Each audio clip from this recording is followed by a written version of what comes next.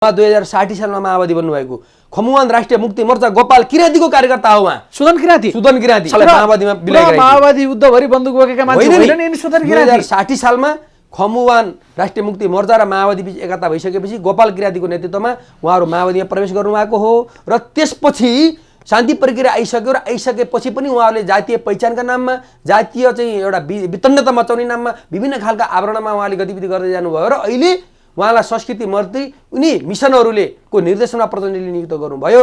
भ्यागुताले छिचिमिरो खाए जसरी खाने हो अलिकति सकिएन।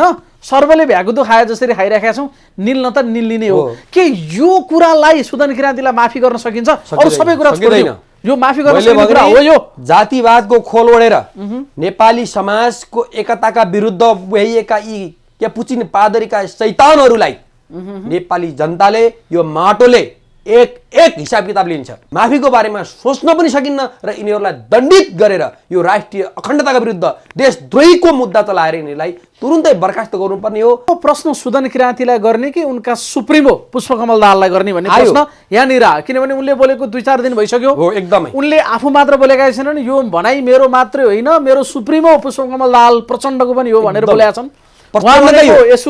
प्रचण्डले नैतिकताका आधारमा अब राजीनामा प्रचण्डले गर्नुपर्ने स्थिति छ। सर्वले भ्यागुतो खाए जसरी हामी खाइरहेछौँ भन्ने मान्छे संस्कृति मन्त्रीको दुर्भाग्यमा बसिरहेछ। उनको सुप्रिमो आनन्दले कानमा तेल हालेर कुम्भकर्ण निधाए जसरी निधाइराखेका छन्। के गरेर बाजा ढोलकै बजाएर बिउजाउनु पर्ने हो कि कुम्भकर्णलाई? नेकपा एमालेका जल्दा बल्दा युवा नेता आरसी नेउपाने हामीसँग हुनुहुन्छ।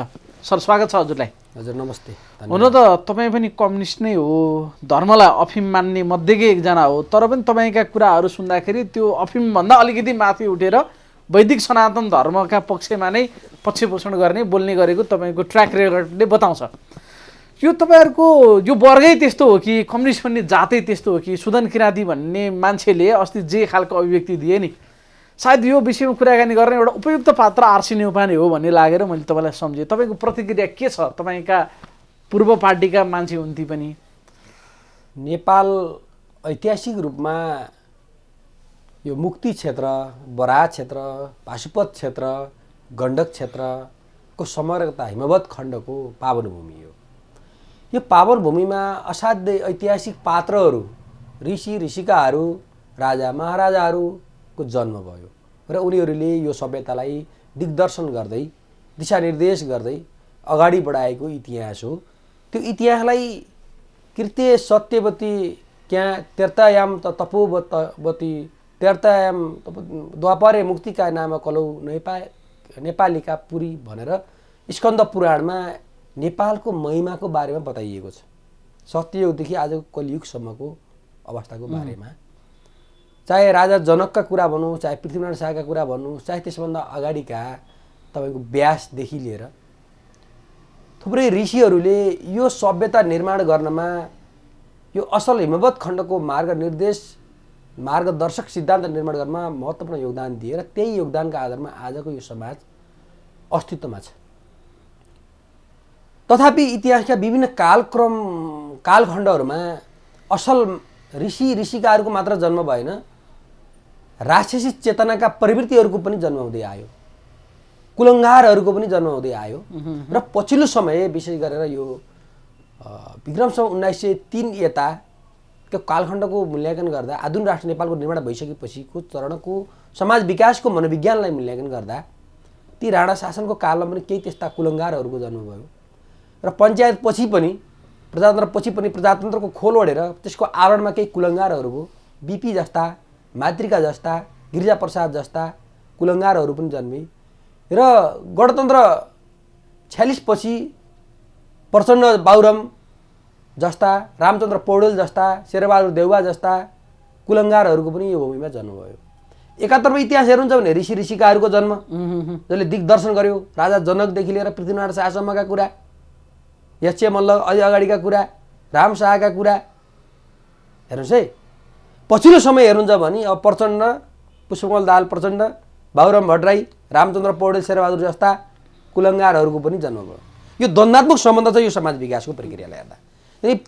ती बाइपोलर रूपमा पछिल्लो समय हिजोआजको सन्दर्भमा फेरि सुदन किराँती जस्ता कुलङ्गारहरूको पनि शब्दै तपाईँले कुलङ्गारै राख्दिएको अहिले सुदन किराँतीबाट देखिरहेका छौँ। हो, मैले जोड्दै आइरहेको छु व्यक्तित्वमा उहाँलाई आलोचना गर्नु कुनै अर्थ छैन, तर उहाँले गरेका कर्महरूले उहाँलाई कुलङ्गारको रूपमा परिचित गराइरहेको छ। सम्भवतः हिजोको जनयुद्ध कालमा भन्नुहोस् वा जनयुद्धको शान्ति प्रक्रिया पछिका चरणमा भन्नुहोस्, प्रचण्डजीले अगाडि सारेका पात्रहरूको बारेमा गहिरिएर मूल्याङ्कन गर्दा उहाँले कुलङ्गारहरू बाहेक अथवा इन्डो सिआइए साम्राज्यवादले पालित पोषित गरेका पात्रहरू बाहेक एउटा त्यही पार्टीभित्र भएका देशभक्त क्रान्तिकारीहरूलाई कहिले पनि अगाडि सार्न चाहेनन् र त्यही प्रवृत्तिको दोहोरिँदै तेरिँदै जाँदा त्यो नयाँ संस्करणको रूपमा प्रचण्डजीले आफ्नो सरकारमा सुदन किराती जस्ता आल्ला काँचा केटौले प्रवृत्तिका मान्छेहरू देख्दा र भित्री रूपमा इन्डो सिआइएले सांस्कृतिक साम्राज्यवादले परिचालित गरेका केपुचिनो पादरीका नयाँ संस्करणको रूपमा उदाएका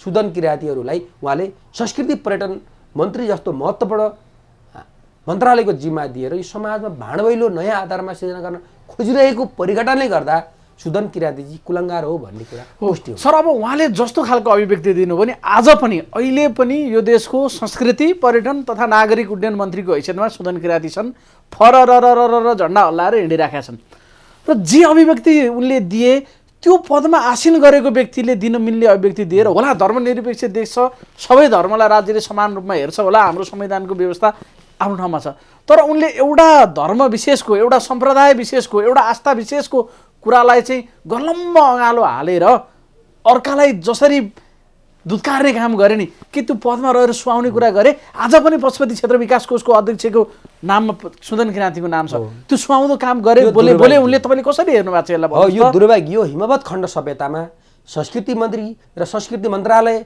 अन्तर्गतका चाहिँ सांस्कृतिक धरोहरहरूको चाहिँ सम्पदाहरूको संरक्षण गर्ने जिम्मा यहाँको हिमवत खण्ड सभ्यताको गहिरो ज्ञान भएका, चेतना भएका, चिन्तन भएका, चिन्ता भएका व्यक्तिहरूले लिनुपर्ने हो। विडम्बना यहाँको असल इतिहासलाई ढाल्नको निम्ति 10 वर्षको जनयुद्धमा प्रचण्ड मार्फत यहाँको संस्कृति धर्ममाथि एट्याक गर्न लगाएर यहाँका संस्कृत विश्वविद्यालयका ग्रन्थ जलाउने तिनै सुदन किरातीहरू होइनन्, प्रचण्डहरू होइनन्। यहाँका मठ मन्दिरहरू भत्काउने, यहाँका पुजारीहरूका टुप्पी काटेर ब्राह्मणहरूका जनै छिनाल्दै हिँड्ने र यहाँको गौ माताको हत्या गर्दै गौ मांस दिन दहाडै चाहिँ भोजभतेर गर्दै हिँड्ने प्रचण्ड प्रवृत्ति होइन। तिनैका चेला चपेटेर तिनै प्रचण्ड आज सत्ताको बागडोर सम्हाल्दै गर्दा के तिनीबाट हामीले सुशासनको परिकल्पना गर्नु जायज हो र? होइन।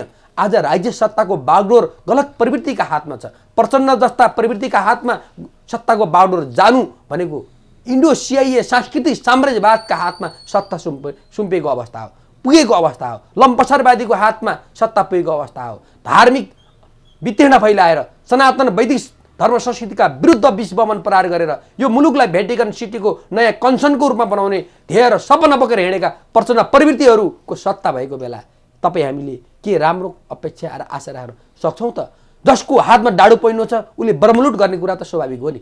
त्यसैले गर्दा प्रचण्डजीका चेला चपेटाहरूले यो सत्ता चलाइरहँदा यो देशको उषाकालीन इतिहास असल परम्परालाई धुजा बनाएर यहाँ सांस्कृतिक साम्राज्यवाद विशेष गरेर पश्चिमा साम्राज्यवाद युरो अमेरिकनहरूको रणनीतिक स्वार्थपूर्तिको क्रीडास्थल बनाउने सपना प्रचण्डजीले एमसिसी मार्फत बोक्दै जानुभएको छ।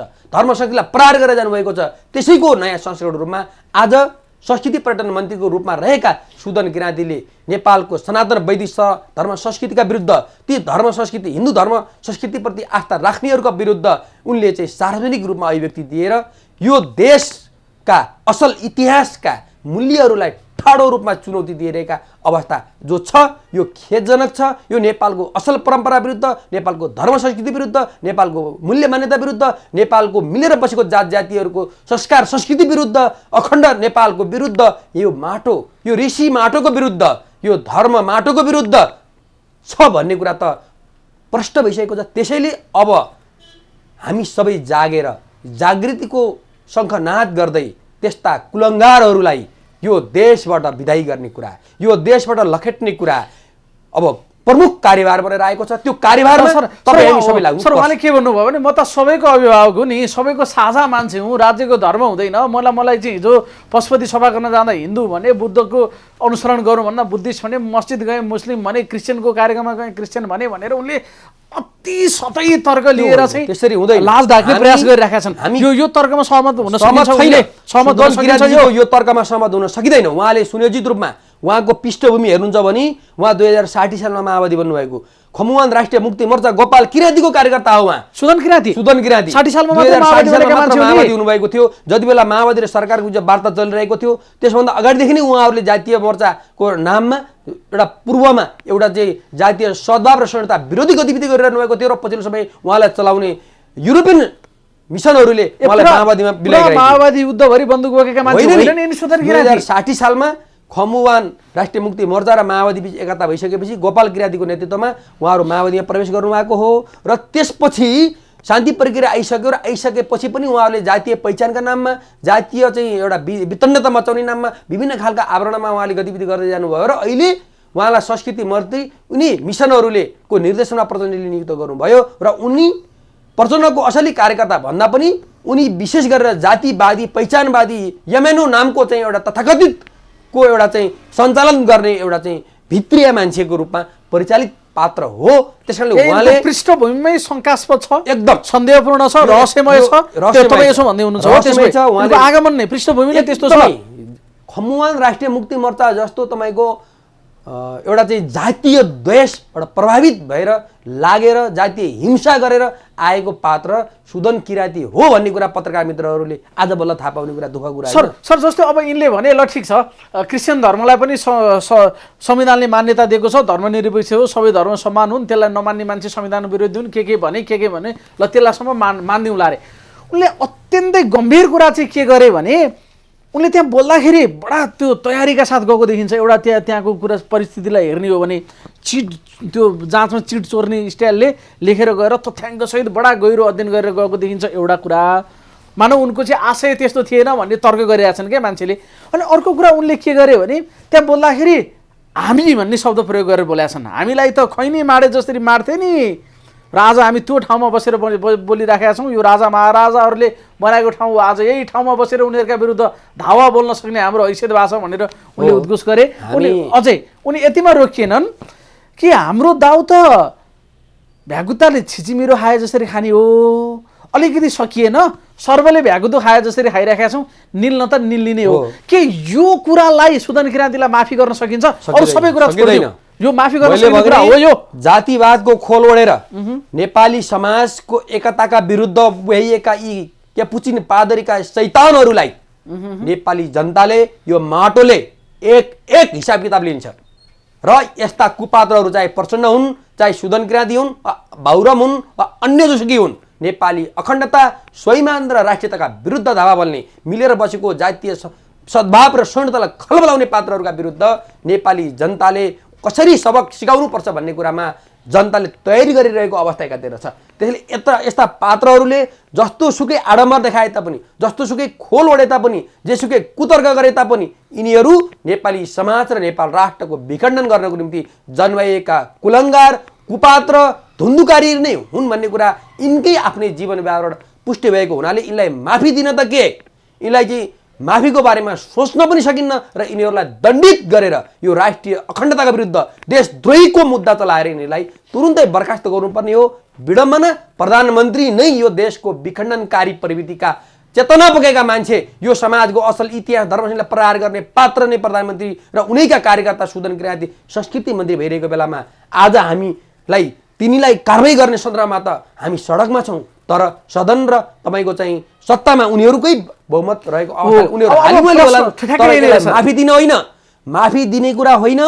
यिनलाई यो माटोले श्राप दिइसकेको छ। अब उनी आफै राजीनामा गरेर बाटो खाली गर्नुपर्छ, अन्यथा नेपाली जनताको सांस्कृतिक प्रतिरोध, वैचारिक प्रतिरोध, राजनीतिक प्रतिरोध, राष्ट्रिय प्रतिरोधको सामना गर्न उनी लगायतका उनलाई चलाउने प्रवृत्तिका समूहहरू तयार हुन् भन्ने कुरा हो। अब यहीँनिर अब प्रश्न सुदन किराँतीलाई गर्ने कि उनका सुप्रिमो पुष्पकमल दाहाललाई गर्ने भन्ने प्रश्न यहाँनिर, किनभने उनले बोलेको 2-4 दिन भइसक्यो। एकदमै उनले आफू मात्र बोलेका छैनन्, यो भनाइ मेरो मात्रै होइन, मेरो सुप्रिमो पुष्पकमल दाहाल प्रचण्डको पनि हो भनेर बोलेका छन्।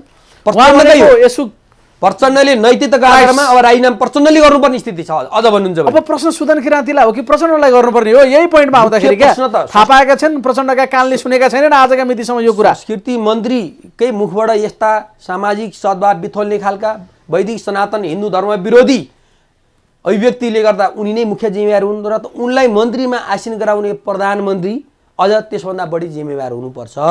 त्यसैले प्रचण्डले यदि जनताका भावनाप्रति यो इतिहासप्रति धर्म संस्कृतिप्रति सद्भावप्रति जिम्मेवार हुन्थ्यो भने उनलाई तुरुन्तै निलम्बन गर्नुपर्छ अथवा निष्कासन गर्नुपर्ने हो। तर प्रचण्ड उनलाई रक्षा गरिरहेको अवस्था हुनाले अब यसको मुख्य अभियुक्त यो अराजकताका मुख्य अभियुक्त प्रचण्ड हुन् भन्ने कुरा घटनाले पुष्टि गरिसकेको छ। जबकि संविधानकै दृष्टिकोणले हेर्दा पनि संविधानको धारा 4 मा सनातनदेखि चलिआएको धर्म संस्कृतिको संरक्षण गर्नुपर्छ भनेर लेखिएको छ। धर्मनिरपेक्षता भनेको चाहिँ जे मन लाग्छ त्यही गर्दै हिँड्ने, जसलाई चिथोर्न मन लाग्छ चिथोर्दै हिँड्ने त भन्दैन नि त संविधानले त। संविधानले त सनातनदेखि चलिआएको धर्म संस्कृतिको संरक्षण गर्नुपर्छ भनेर लेख्दा एउटा धर्म विशेषलाई उनले जसरी प्रहार गरे, आज पनि उनी संस्कृति मन्त्रीको कुर्सीमा छन्। उनले त म राजीनामा दिन्न भनेर बोलि नै सके, किनभने उनलाई लाज हुँदैन। तर पुष्पकमल दाहाललाई पनि लाज किन भएन अथवा नैतिकताको प्रश्न पुष्पकमल दाहाललाई चाहिँ किन आएन भन्ने प्रश्न हो क्या। अहिलेलाई लाज शरम हुँदैन।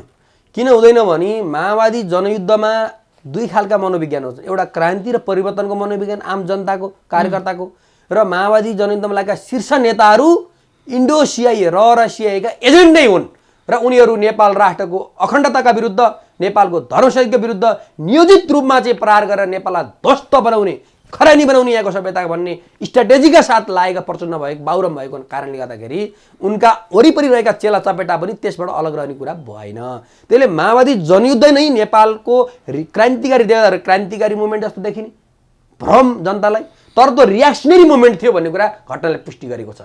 त्यसकारणले गर्दा त्यो रियाक्सनरी मुभमेन्ट चलाएका प्रचण्डबाट हामीले सोचिए कि प्रचण्ड महाकालेश्वरको यात्राबाट अन्य यात्राबाट सोचिए कि भन्ने हामीलाई आशंका थियो, तर सचिएका रहेन रहेछन्। उनी अहिले पनि फसेका पात्र भएको हुनाले उनी सकिन, उनी मेटिन तयार छन्, तर सुध्रिन र सचिन तयार छैनन् भन्ने कुरा उनका मन्त्री उनी माधवकीय मन्त्रालय संस्कृति पर्यटन मन्त्रालयका मन्त्रीले नेपाली जनताको भावना विरुद्ध 92% सनातनी हिन्दूहरूका विरुद्ध दिएको मन्तव्य र गरेका गतिविधिले पुष्टि भएको हुनाले अब प्रचण्ड सच्चिने होइन, उनी सकिनुपर्छ।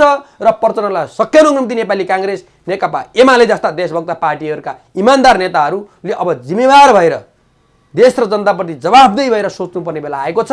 प्रचण्डलाई सत्ताबाट गलत्याएर देशभक्तहरूको यो माटोप्रति, यो धर्म संस्कृतिप्रति विश्वास राख्ने पङ्क्तिलाई को राज्य सत्ता निर्माण गर्न जरुरी छ। त्यतातर्फ हामी सोच्नुपर्ने हुन्छ। वेस्ट मिनिस्टर सिस्टम भन्छन्, के भन्छन्, कसो भन्छन्, यसमा केही न केही जवाफदेहिता, केही न केही नैतिकताको जगमा हो नि त यो व्यवस्था टिकेको, अथवा संसार जहाँ जुन जुन देशमा छ यो सबै कुरालाई धज्जी उडाइदियो। जवाफदेहिता कसैले लिनु पर्दैन। सनातन धर्म संस्कृतिलाई सर्पले भ्यागुतो खाए जसरी हामी खाइरहेछौँ भन्ने मान्छे संस्कृति मन्त्रीको कुर्सीमा बसिरहेछ। उनको सुप्रिमो आनन्दले कानमा तेल हालेर कुम्भकर्ण निधाए जसरी निधाइराखेका छन्। के गरेर बाजा ढोलकै बजाएर बिउजाउनु पर्ने हो कि कुम्भकर्णलाई? हामी के हो सर यो? नेकपा एमाले तथा हामी देशभक्त नेपालीहरू कुनै पनि धर्म संस्कृतिका विरोधी होइनौँ।